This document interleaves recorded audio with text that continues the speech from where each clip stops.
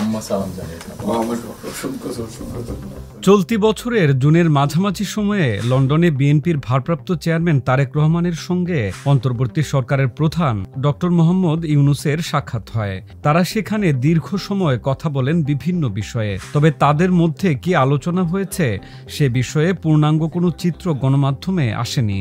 এর প্রেক্ষিতে বিবিসি বাংলা তারেক রহমানের কাছে এ বিষয়ে জানতে চেয়েছিল, তাদের মধ্যে সেই বৈঠকে নির্বাচনের বাইরে আর কোনো বিষয় আলোচিত হয়েছে কিনা।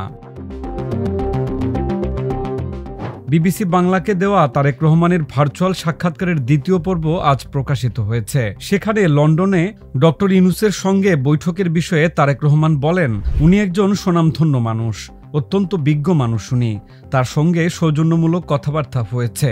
উনি আমাকে জিজ্ঞেস করেছিলেন, জনগণ যদি আপনাদের সুযোগ দেয় তাহলে কি কি পদক্ষেপ গ্রহণ করবেন দেশের জন্য, দেশের মানুষের জন্য।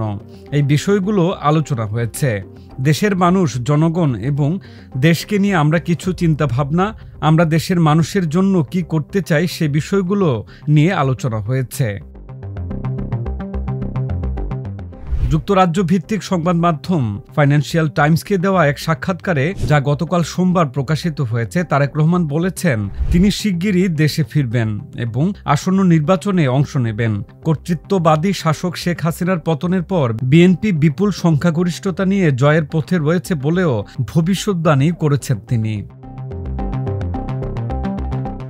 বিএনপির ডিফ্যাক্টো প্রধান বলেছেন, শেখ হাসিনার পতনের পর বিএনপি দেশ পরিচালনার জন্য প্রস্তুত। দেশে একটি মুক্ত ও গ্রহণযোগ্য নির্বাচন অনুষ্ঠিত হলেই ছাত্র জনতার অভ্যুত্থান পূর্ণতা পাবে। কোনো বিদেশি গণমাধ্যমকে দেওয়া সরাসরি ইংরেজি সাক্ষাৎকারে তারেক রহমান বলেন, আমরা নিশ্চিতভাবে জিতব।